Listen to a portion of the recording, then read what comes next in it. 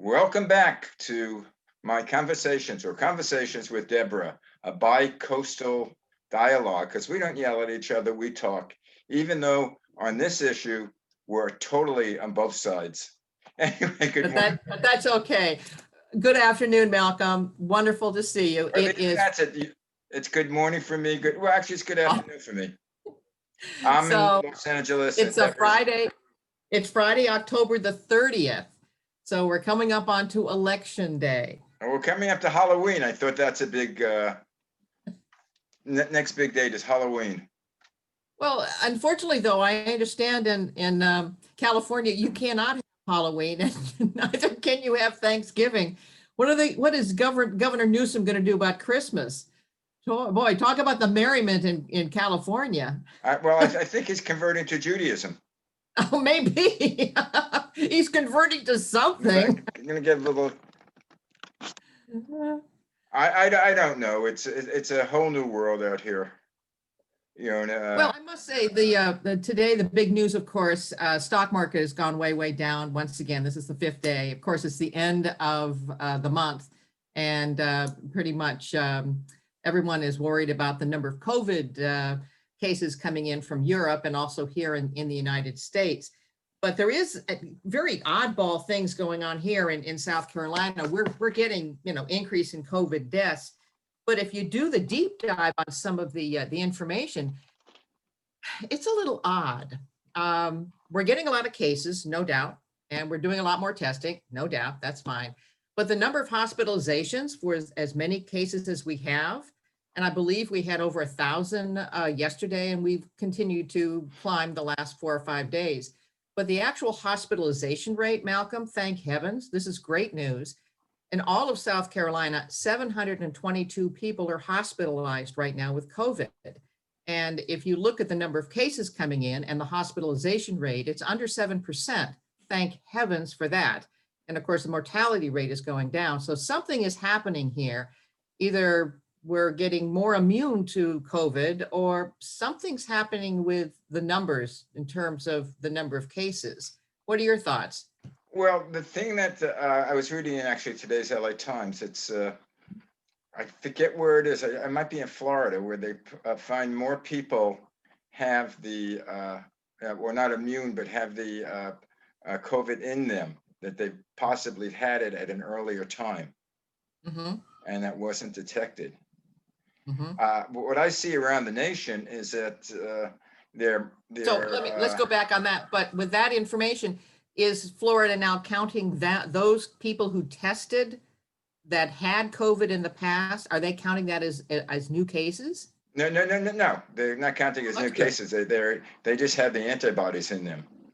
Okay, so what they're saying is possibly the virus started a lot before we give it credit to. It could have been sometime early January versus earlier. But the thing that nationally, especially in the Midwest, the cases are just compounding, and they don't have enough hospital beds, or they're afraid of it, and then different people different doctors are almost panicking. The question is, well, I'm hearing something differently. I'm hearing that yes, the cases are definitely going up in the Midwest, but I'm not hearing the situation with hospitalizations. Of course, the problem that I'm having right now is the misinformation we're getting from our lovely news media. Well, and I'm very concerned about that, because I don't know that we're getting the straight scoop with our news media. And being a former news reporter myself for both National Public Radio and for a public broadcasting station, the system, and also in Los Angeles, where I work for Channel 13 with Charlie O'Donnell, a whole bunch of old time journalisms and news reporters. Journalism is just not like what it used to be. It's just too much opinion. We need facts to be able to make some decisions. So, the one thing we do know is that Joe Biden is bound and determined to, there you go. My husband's giving me the thumbs up. Good. See ya. Bye. Bye, fish. Definitely wants to. He's taken a lot of pride in the fact that he is the lockdown candidate. He wants to lock us all back down again. How do you feel about that? Well, the question is, it's not lock down or open up. It's how do you prevent?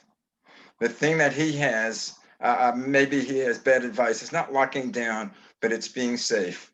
It's wearing your mask. It's doing social distancing, which all scientists, doctors have almost all agreed, aside from the one that's advising our president. But almost everybody agrees with that. So there should be a way of, I don't know how, but there should be a way of getting back into businesses, but you have to have precautions. You can't just. But that's not what Biden is talking about. Biden in the last debate talked about the fact that he would go ahead and lock down, and in subsequent days, he's now declared himself as a lockdown candidate. I mean, that really does concern me, and I understand that. And by the way, the last scientist that you talked about that is advising the president, he did not say anything about not having masks and not social distancing and what have you. He talked about various countries that have loosened up quite a bit, and that may, in fact, masks may not be okay for them. They may not need those particular masks. But here, once again, my husband and I, we use the social distancing. We use masks. It's just a matter of course. It's not a big deal. But I am concerned about lockdowns. I mean, what is it going to? You guys are locked down in California, aren't you? Well, I mean, my basic comment about that is twofold. Number one, if you lock down, you always can gear up again, whether it's 6 months or whatever. A lot of people will suffer. But if you don't take precautions, I haven't heard anybody coming back from the dead. We have over 200,000 people that are dead, and that's a fact. And I haven't heard even our president saying, I'm going to resurrect them. The dead are the dead. There's no ifs, ands, and buts about it. The economy is a possibility of it going down and then coming back up. The stock market is crazy. But what do we do about the fact that scientists are now coming out?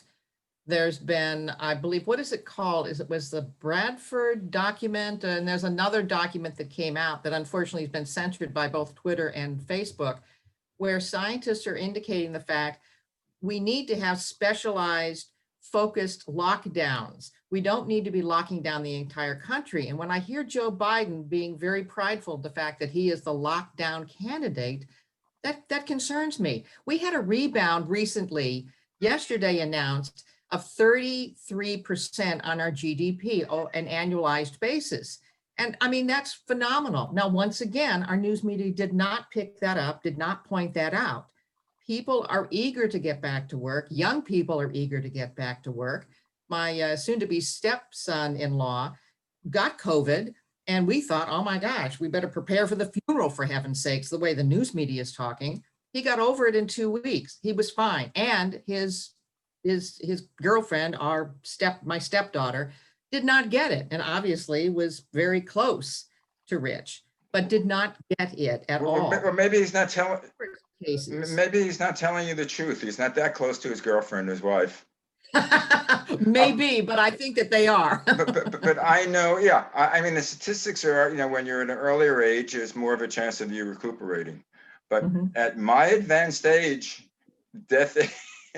Well, I mean, same thing. We're not taking any chances. I mean, we're just not taking any chances. But my real concern at this point right now, because we are so close to the election, and I posted this on Facebook. Once again, you know that I'm a former investigative news reporter, and I pride in the fact. Yeah. Go ahead. Just something I had asked you before, you probably forgot. I also have a blog on my website, malcolmpresents.com, called Manning Up, which we started, and just a clue in the audience, when this whole thing with Trump and Trumper and non-Trump, Deborah and I got into a battle that we weren't talking for a few months, and I think this was before the COVID, the COVID-19 before it. Now we started talking again, and we realized that we have more in common and that we're more after the same goal. And why did I say this? Anyway, she had the thing called Manning Up, which I'd like her to do again, just in the blog, where she wouldn't have me answering her. Well, and it's funny because people ask me, they say, well, why do you use that word manning up? That's got emotional connotations and all of that. And I said, because my last name is Manning. My maiden name is Manning. That's a good reason. I don't know. Deborah Manning. I mean, somehow or another, probably. But anyway, getting back to the what we should do. The problem is, one of the problems that I find with our president, that there's no leadership, there's no direction. We have 50 states. How can you say there's no leadership? He had a task force assembled within days of all of this taking place. That's number one. And I watched, because I keep copious notes the way I am, every single day they had a task force meeting of anywhere from 2 to 3 hours every single day. Listen, they didn't know what they were dealing with. And I have to tell you, for Obama or for Biden to say that they had a pandemic plan is outrageous. They didn't. Otherwise, the press, would have found out about this pandemic plan and would have published it. There was no pandemic plan. And then the third point is, as the president, you can order things to be shut down on a national security basis, but you can't order it necessarily to be opened back up again. That is the purview of the states. That is I know, and even to close down is depending on the governor, but the governors aren't, necessarily independent geniuses. They're looking for leadership. They're looking for someone, the federal government, to say, we're going to do this, that, and the other thing. We're going to supply A, B, C, D, and the my task force says you do the A, B, C, D. The task force, I mean, basically was him getting up, saying how great he is. And then having Fauci say something. And then when Fauci decided that he wasn't right, he became independent. He disappeared. Did you watch the task force meeting? I watched the task force. I watched every single day, every single hour of it, because that's just the way I am. It's the ex-news reporter in me. And they may have had disagreements, but they were trying the best they could to get as much information as possible. Trump did not want to invoke the Defense Production Act until it was absolutely necessary, because the scientists kept telling him, and this actually was from the World Health Organization, that this disease was not between human to human. They were still saying that in mid-January. Fauci was saying that exact same thing, the end of January. And yet some intelligence reports were coming out saying, Mr. President, we've got a problem. At that point, he then went ahead and put together the task force, and he tried to gingerly convince, for example, 3M to produce masks. They were sending those masks, Malcolm, over to China, for crying out loud. And he finally said to 3M, I'm sorry, the Defense Production Act means that you are going to stop your contract with the Chinese and you're going to produce masks for us. But when did he find, again, my dates are, I'm not sure about, when did he find out that the virus was done by air? It was the end of January. And he was told about air, and he was told that it's very dangerous.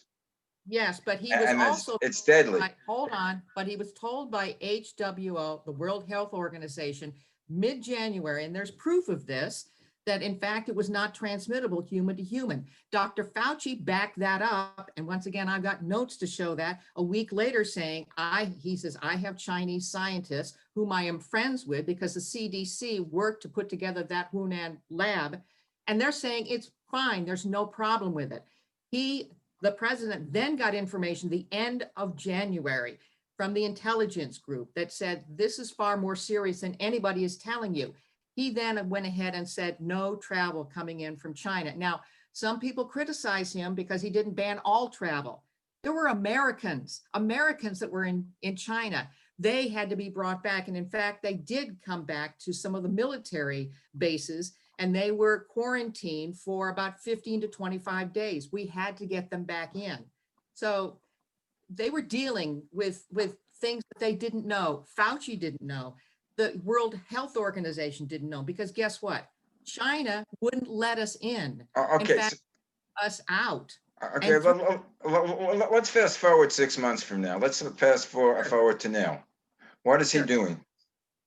He is going, he is doing these political rallies with, according to him, 20, 30, 40,000 people there, right? And they pass out masks. And they pass have out hand masks, but sanitizer. they don't require them to have it. They pass it out. They tell their people you can wear masks. So what are you going to do? Put a Right, gun? and he appears with no mask. Well, he's not. He wants to speak, and I have to tell you, when Joe Biden speaks, he takes his mask off. Does he not? And he says, and he tells the people. I was listening to. Did you listen to the? I was listening to him. I think it was Nevada or Arizona. Wednesday, no, Tuesday, 2 days ago. Which was funny because as he was speaking on the bottom, and this was on Fox, either Fox or One American News, as he was speaking on the bottom right-hand corner was the stock market. And the longer he spoke, the lower the stock market went. They kept on losing. It went in the red. But the question was, the reason the stock market is going down is because there is. Yeah, what was the market today? You said it was lower. It's way down. In fact, I can take a quick look right now. I didn't look. I was going to take about 45 minutes. You keep talking. I'll look on the stock market. I do. I have my whole thing in the morning. I wake up about 6 o'clock. I can't get out of the house till about 7. Then I walk about 4 or 5 miles, or partially, and try to run. And then I come back. So it's down now about 394 points. We're down on the Dow to 26,264. We're at least now holding a level, which is good. NASDAQ is down 325 points, down to 10,859, once again holding a level. And the S&P is sitting down 63 points, holding a level at 3246. The reason that all this is taking place is a combination of things. There is a real worry of the COVID cases that are coming on in from Europe and the close down, because they're having close downs in Europe. But also there's a worry about the situation with Biden. I want to get into the situation with a Biden election. My worry at this point right now, have you read the U.S. Senate Committee on Homeland Security and Government Affairs? Have you read this? Okay. We got problems. We got problems because we have a presidential candidate whose integrity at this point right now, it starts on page 65 and it goes probably to page 73. We have a situation where we have questions involving a presidential candidate influence peddling, selling influence to influence the United States of America. The United States of America is not Joe Biden's to sell. It is ours to sell. The other bigger question we have is we have a news media at this point right now that is not reporting on these questions. We have legitimate questions that need to be answered. And we're having more and more evidence, not only this from here, but if you listen to some of the people who were actually involved with the business transactions, everybody downplays Tony Bobulinski. Well, he was a businessman who said, I'm going to blow the whistle on this whole thing if you don't come back and say, from Adam Schiff, who claimed that this was Russian disinformation, if you don't tell Adam Schiff to back off from that whole thing, I did not participate in Russian disinformation. And when the Biden group said, well, we can't do that, they doubled down and said that Tony Bobulinski was not true. He was not telling the truth. And that's at this point when he went directly to Fox. And Fox appears to be one of the only groups that are listening to the potential corruption that we're seeing here, along with the New York Post. How can we, as American citizens, tolerate the fact that Twitter and Facebook are not even allowing the sharing of this particular story? Because it's most of that information has not been validated. The FBI, yeah, the head of Homeland Security, who is he? He's a Trump appointee. Does he have any experience? I don't remember who it is because it's changed so much. But most of the people in the offices who are controlling are basically Trump appointees that most of the time their qualifications for their offices, number one, they're against like the EPA, he's against stop the regulations. Number two, let's keep to the issue. The issue donors. Is there are questions about this. And why is this not being looked at by the news media, and it's being censored by Facebook, it's being censored by Twitter.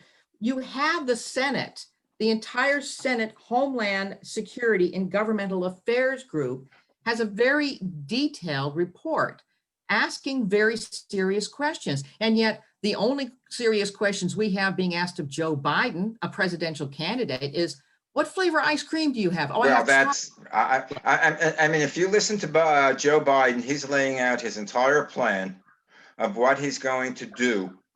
They're not asking him about the past, granted, but he's laying out his entire program. If he becomes president, this is his program. This is his for fisc, for finance, for business, for the COVID epidemic, for pandemic, everything for healthcare. He's laying it out. You listen to Trump, and now I'm not listening to what the reporters are saying. I'm listening to him speak.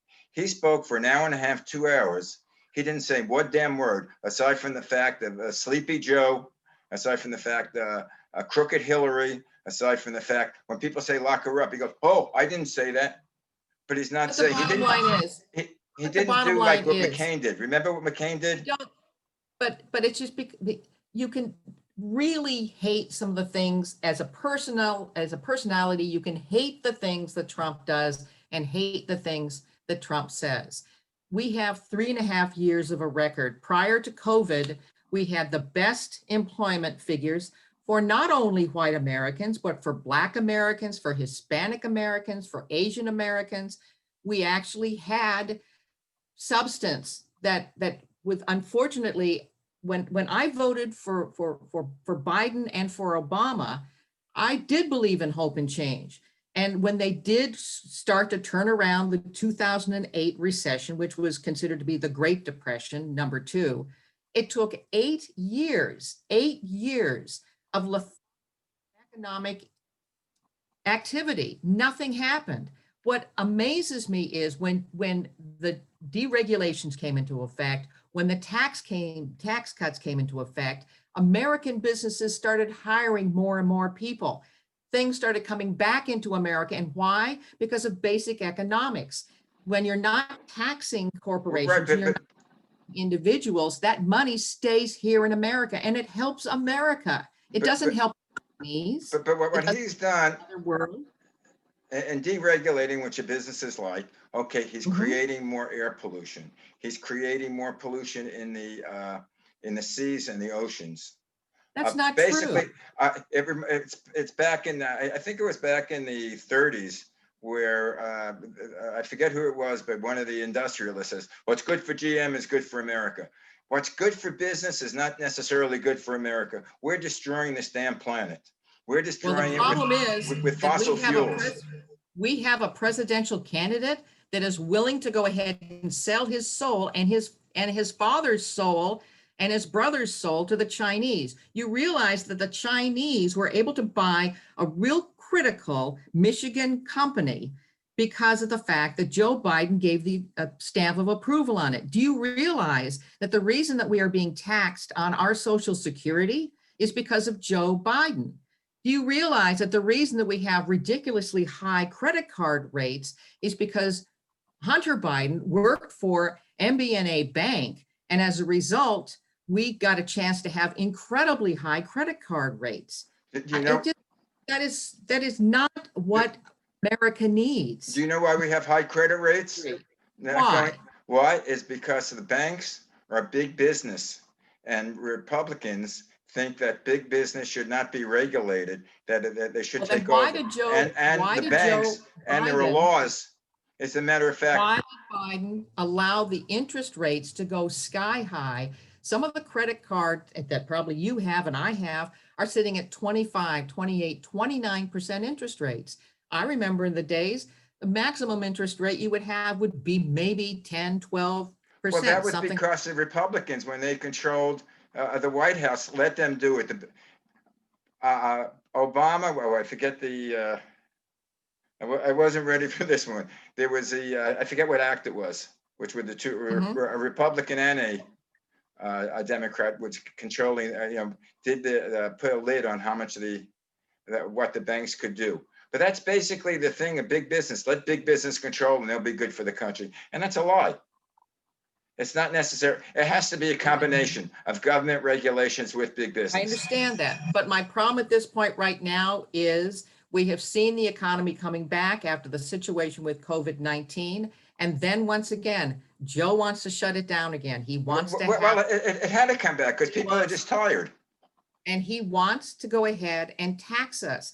I know he says that people making more than $450,000 are going to be the only ones that are taxed. But guess what? You have a 401k, that's going to now be taxed. Do you realize that? I know my little pittance of a pension, that's going to be taxed. And I certainly don't make $450,000 a year. And the other problem would be that, for example, your landlord is going to be probably taxed dramatically. And how is that going to impact you? You could see rents be going up. That's what really concerns. Well, over here in Los Angeles, we're under rent control. But the question is, what Biden wants to do is get control of the virus. The number one thing is not necessarily business; it's part of it. But the thing is to get control of the virus. How? According to Trump, we've rounded the bend. No. How is Biden going to do it? We never find out. Well, he's doing it by where everyone should be safe. Everyone should be wearing a mask, have social distances, providing the federal government with helping schools create the social distances by helping cities. Cities need great help. All of that was in the stimulus plan, and unfortunately, Speaker Pelosi is waiting until after the election to go ahead and pass it. No, so, well, that's debatable on which side of the aisle you're on, because he's not giving it in the stimulus plan. He's not giving any money to the cities, especially to the blue cities, the Democrats. He's not giving money for pension bailout. He is giving money for COVID related, and Nancy Pelosi will not stipulate. Well, I haven't seen the bill, but it's not. But I have, and the bill does not stipulate going directly to COVID. The cities can use it to. Well, what does directly to COVID mean? Pension. Pardon me? Aside from the hospitals, what does the COVID directly to COVID? Well, because when you close down a city, the deficit in terms of not having tax revenue coming in because people are not buying and selling at this point, they're obviously hurt. They're obviously terribly hurt. I think that what the Republicans wanted to see is that they wanted to see specific monies specifically going to COVID and not going to pensions. I think they didn't want to see money going to non-citizens. They wanted them to go to citizens. Is it going to schools? Illegally. Is it going to schools? Yes. Is it going to public transport? Is it going for public transportation? Well, if it was going to be funding pensions, no. No, public transportation. I mean, they have Nancy Pelosi refused to put any stipulations on the use of the money. That's crazy. I mean, being from New York. Would you give your wife carte blanche on, spending on anything at all? I'm certain that you have to have a budget. You cannot continue the kind of spending, which is funding these pensions. If it's related to COVID, that's what the bill said. And in fact, Trump went up to $1.9 trillion. What was the original budget that the Senate, that the House put through? Was it 3.3 trillion? No. Yeah, it was in the threes, and then they came down. It was a 2 point. They came to a 2.8, and then they came down to a 2.2. That's perfect. Right, and the Republicans have 1.8, and they don't want to come up at all. And half of the Republicans, we're not even sure whether that would pass. But there is no stipulation as to how that money is to be spent. It's like the bill, which said you're going to have to read it. You're going to have to pass it before you can read it. But I want to come back to that whole Biden thing. I want to know that that computer that they've had since last year. Yeah. 2019, that was given to them by a half-blind Don't sound, he's a handicapped individual. He's a handicap, but he didn't know whether it was Biden or not, whether it was Hunter Biden, because he said he couldn't see him. Well, the And the guy name never came picked down up the computer. The name Now all of came a as sudden, Hunter Biden, and they did a check as to the basically the number on the computer, and it is registered to Hunter Biden, thanks to Apple, who gave the FBI the information. Go ahead. And now all of a sudden, 2 weeks before the election, you notice the timing of this? 2 weeks before the election, all of a sudden this whole thing comes out. Now the FBI has investigated it previously, and No, they haven't. And it was. You realize that the FBI picked up the computer primarily because they were going to be looking at a money laundering scheme, which is exactly what my concern is, a money laundering scheme. The information here is talking about a money laundering scheme, influence peddling. But this is this is I'm not sure about, so you might have more information.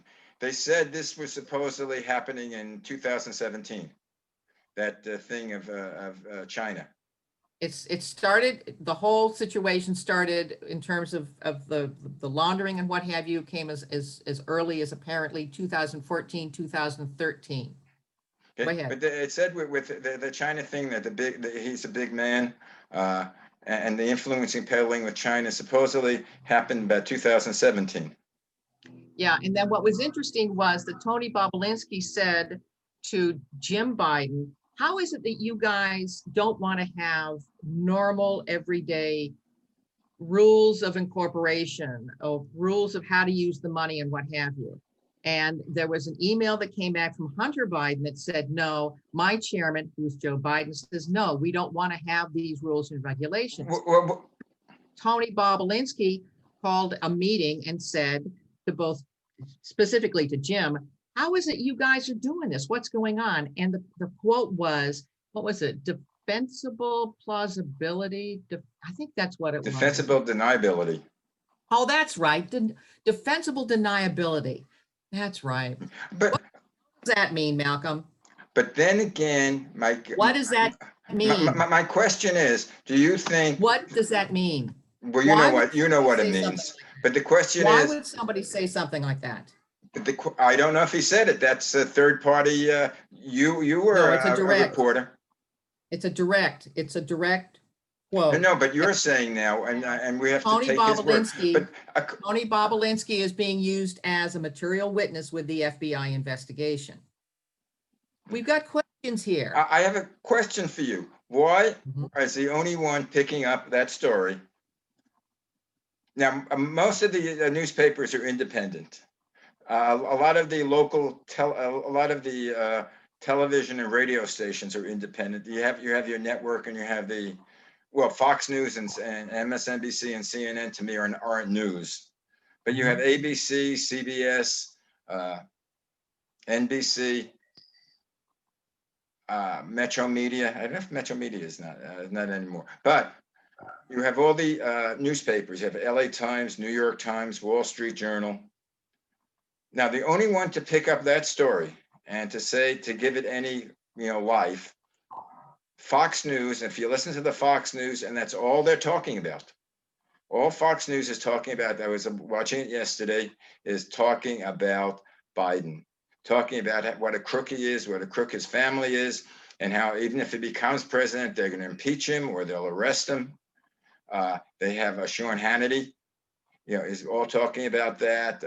Jesse Waters, who I think is an idiot, talking about that. Laura Graham? Ingram, right.